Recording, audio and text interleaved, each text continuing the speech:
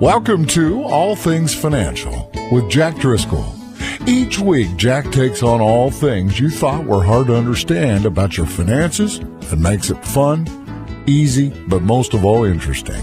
From insurance to the best way to save your money and squeeze the most out of the dollars you put aside for your rainy day. And now, you have a friend in the money business. Here's your host, Jack Driscoll. Welcome back, everyone, to another edition of All Things Financial. What we've been talking about in a series all year is how to help protect your assets in retirement and later years in life should you or a loved one, family member have to go into a nursing home or need advanced nursing home type care while trying to stay at home for as long as you or the loved one can. And what we're dealing with in this segment, I dealt with earlier segments in this series of different options of having family members come in or having different options available, carving out a portion of assets. But what we're in and really entrenched into right now is if you choose that one of the options that are available as a solution or a potential protection solution is buying long-term care insurance, how do you do that? What do you look for? How do you make sure? So again, I will reiterate and we'll go through some more of the features that are available in this show today.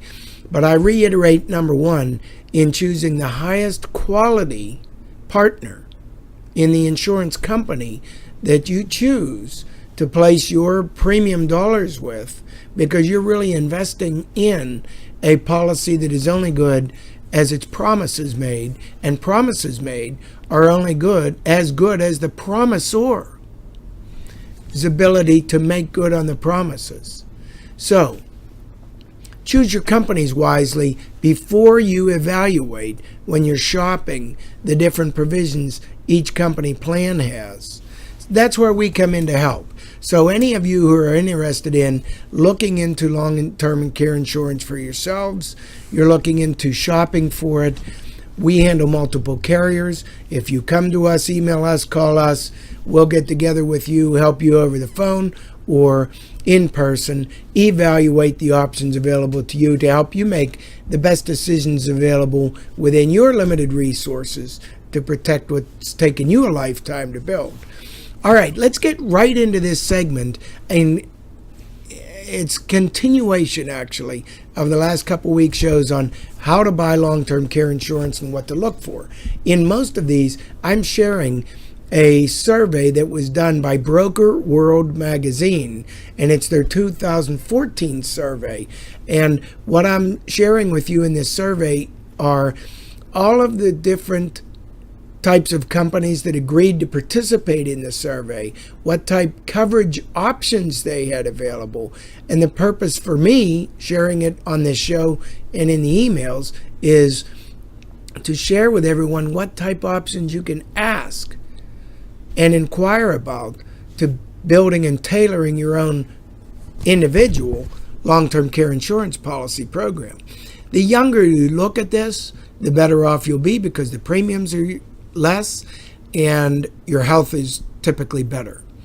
Now, the next issue of this actual workshop that I'm trying to put on here is when you pick a limit in purchasing long-term care insurance benefits, you typically will be asked what daily limit or payment benefit amount do you choose. So a lot of people would choose $100 a day benefit, $200 a day benefit, $300 a day benefit. How do you know?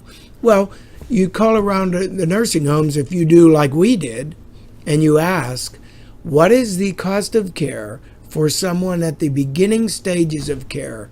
That is called custodial care. It's the least expensive typically, as opposed to adult retirement communities, which are totally independent living. Custodial care is the first level of care that people may need a little bit of assistance with their activities of daily living. That might be someone needs help remembering to take their medicines, something like that. A very elementary level of care, but a level of care nonetheless. That is custodial care, an example of custodial care. A custodial care might be provided for in a nursing home, in an assisted living facility, for maybe a range of $3,500 to $4,500 a month. Well, since there are 30 days in a month, if you choose a $100 a day limit, that's $3,600 a month benefit. So that might be a limit that would cover, and in this example, custodial care. Intermediate care is the next level of care. That might be $6,500 a month, let's say, for someone who needs help bathing or dressing or eating or cooking, and even transferring, getting in and out of bed safely, things like that, or getting in and out of the bathtub or the shower. Intermediate care is more expensive because it's a more intense level of care, and it might be $6,500 or $7,000 a month. Well, as you know, $100 a day is $3,000 a month. Therefore, $200 a day benefit would be $6,000 a month. So anticipating a person might need intermediate care, they might say, I want to buy a policy now in advance, that if I need intermediate care, I would have $6,000 benefit a month coming in to help pay for those expenses, which average $200 a day. You see how this works? So it's a guessing game. It's not an exact science. It's how much do we want to purchase, not how much do we need to purchase. The reason is we don't know how much we need. We only know how much we want. We want it all, really, but premiums come into play and they make us compromise back down. So the third level of care is the skilled level of care. And that is the level of care where you might have an Alzheimer's or dementia patient, Parkinson's or stroke, not a stroke recovery patient, but a patient who has suffered a stroke that they'll likely never recover from and needs help managing almost all their activities of daily living, otherwise referred to as ADLs. So when we run into this situation, we might have an Alzheimer's or a dementia patient that would wander off the premises. They might need a locked premises facility so they can't wander off at night. Those levels of care facilities might range as high as $9,500 a month to $10,500 a month, let's say, as an example, and on average probably in Pittsburgh. Well, that would require a $300 a day limit, benefit limit, to be able to cover that cost or come close to cover that cost. So do you see how it works, folks? You have a choice of a benefit limit. Now you might ask me the question, what about buying the appropriate limit today? But remember, we're buying coverage at age 50 or 55 or 60 for coverage benefits that we don't ever intend, hopefully, to receive. And even if we do, it's probably not for until 20 years from now. So will the costs that we so precisely engineered our policies to cover, will those costs increase so much where today we bought enough for skilled care, and tomorrow, which is 20 years later, it only provides for custodial care because our benefit limit never went up. We bought $9,000 a month, which is $300 a day. 20 years from now, $9,000 a month, it might cost $20,000 a month for skilled care. $9,000 a month might only cover custodial care at that point. Costs might have tripled. So what we do in that case, in this study with Broker World magazine goes on to say, what different increase options are available and what are people buying? So what I wanted to share with everyone is what options are available, who buys what, what's my brother and my neighbor and my sister, what's everybody else doing? You know, we are creatures of habit, so we're like lemmings, you know, what everybody else does, we'll do what everybody else does. So I'll share it with you. The benefit increase features. Sales of a 5% compound increase feature plummeted between 2012 and 2013. Here's what that means. 5% compound is what it sounds like. If I buy a $300 a day benefit, which is $9,000 a month on a 30-day calendar, that means that if I buy that 5% option, which is a rider, that means my benefit will increase on a compound basis 5% every year. So by 20 years from now, I'll have far greater benefit than I have today when I purchased it initially, because it's growing by 5% compound. When we get to that point, it's showing in this survey because the premium to buy that 5% compound benefit is high. That premium difference is high. So what's happening is they're saying people are giving up the 5% option in exchange for other less expensive options and less effective options. It dropped from 32% of all policies purchasing a 5% compound growth factor to 22%. That's in just 1 year. That's how many fewer people. Percentage of everyone who bought long-term care insurance, only 22% of them chose the 5% compound increase. What did everyone else choose? You never know, but both carriers and consumers have preferred what they consider appropriately favoring a 3% compound over the 5% compound endorsement rider now because of price. So 3%, people who bought 3% compound increase grew 20 to 29% of sales, almost 30%, almost 1/3 of all sales chose 3% compound. Now you can buy 5% compound, 5% simple, 3% compound, 3% simple. The difference is this. If I have a $100 a day benefit, the second year, if I bought 5% growth rider, whether I bought simple or compound, it's the same amount in the second year. They both grow by 5%. So I now have $105 daily benefit. In year 2, however, if I had purchased initially when I bought the policy a 5% compound, then year 2's benefit will go up 5% of the previous $105 rate. If I bought 5% simple, year 2's increase will be $5. It'll be exactly the 5% every year of the original daily benefit, which was $100. So it's addition. If it's 5% simple, it's addition. If it's 5% compound, it's multiplication. And what that means is the benefit grows a lot faster on the compound or multiplication. Okay?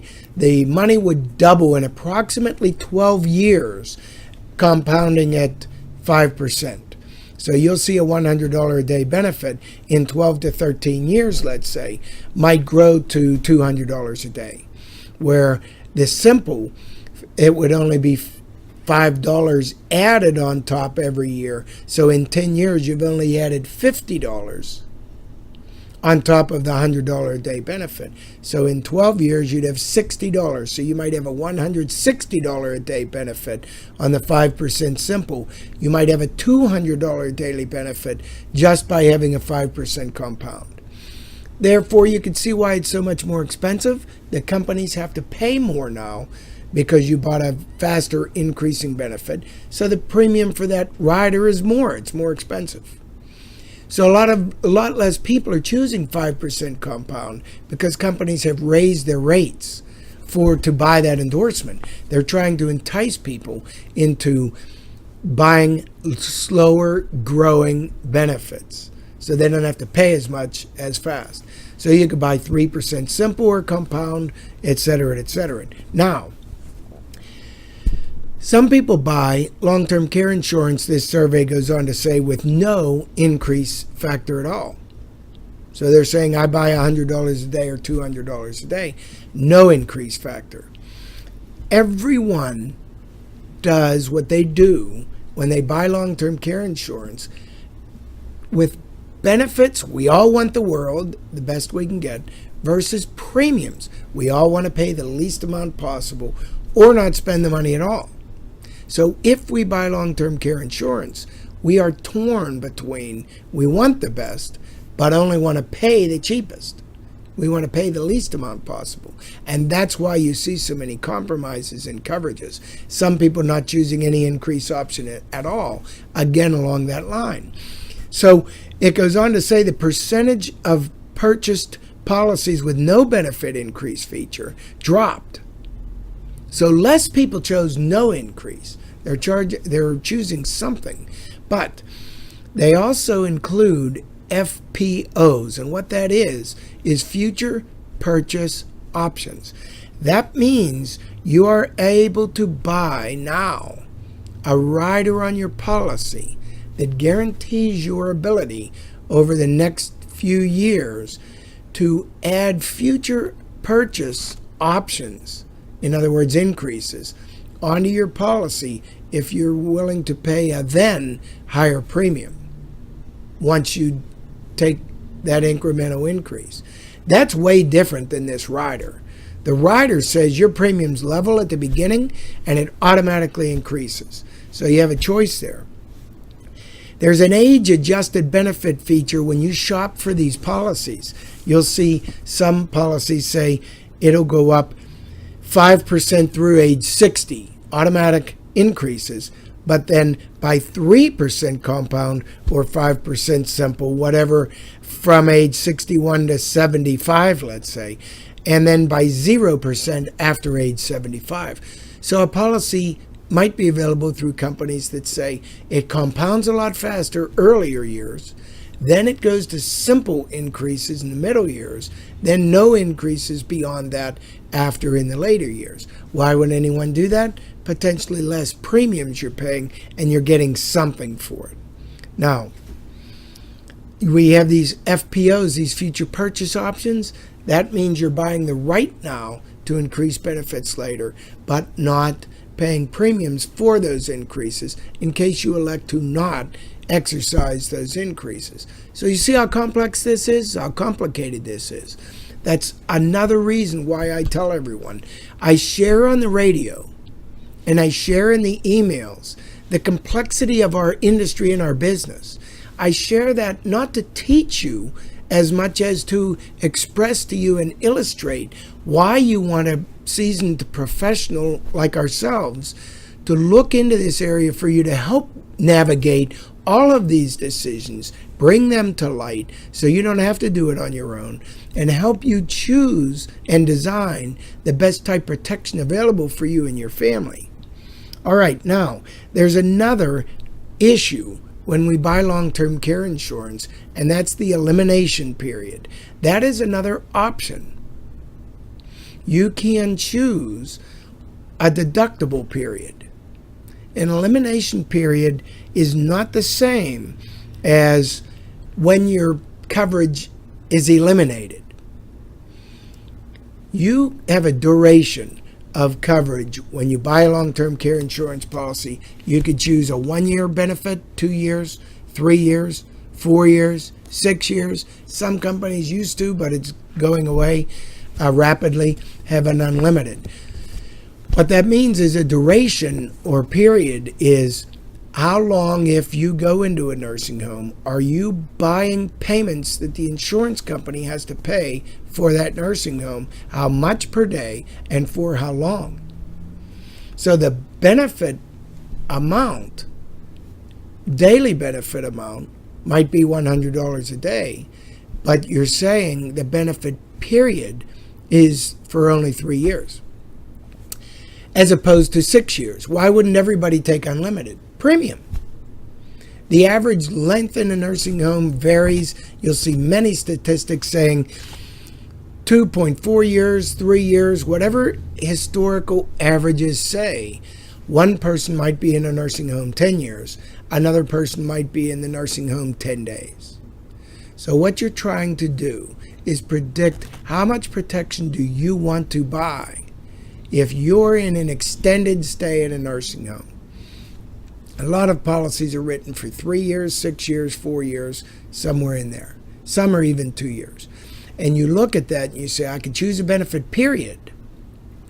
The insurance company then says, how many days will you cover on your own from day one before the company has to pay? That's a deductible. They refer to that as an elimination period. But really what it is a period before coverage begins. You'll normally see 30-day options, 60-day options, 90-day options, maybe 100 days. That's 1 month, 2 months, or 3 months that you are on your own, depending on what elimination period or deductible period you will self-pay. You say, I'll pay 30 days and then I want the coverage, versus the person who says 90 days and then they want the coverage. The 90-day person's rates might be 20% less than your rates. So you'd say, wow, maybe I should have taken the 90 days for 20% lower premium. And here's what I'll say as an agent helping you shop. Maybe you should and maybe you shouldn't. Taking the extra 90 days instead of 30, if it saves you 20% in the premium, might buy you a 6-year benefit versus a 3-year benefit. So I'll end the show with that because I'm out of time. Just a change in 2 months benefit up front might, in some and many cases, be enough premium dollar savings that you could actually buy a 6-year policy benefit as opposed to a 3-year policy benefit. I repeated that because that's how drastic some of these premium differences are and what else you could buy with the same premium dollars. I am not saying it's right to do or wrong to do. It's different in every case. Every situation is unique. You need professional help on this. Please make sure to get on our email list. Give us a call or reply to the emails. If any of you are receiving this on email, please share this. Please send it to others that you know and ask them if they'd like to get on our email list also. There's nowhere else I know of that this type of information is available to help people making better financial decisions. I want to thank you all for tuning in again to another edition of All Things Financial, and we'll be back again next week. You've been listening to All Things Financial with your friend with the answers to all financial matters, Jack Driscoll of Driscoll Insurance and Financial Services.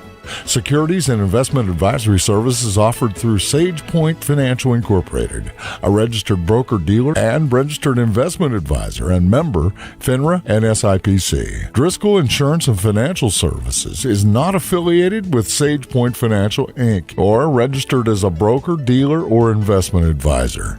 You can reach Driscoll Insurance and Financial Services Incorporated at 412-833-1500, and they are located at 2738 South Park Road, Bethel Park, Pennsylvania, 15102.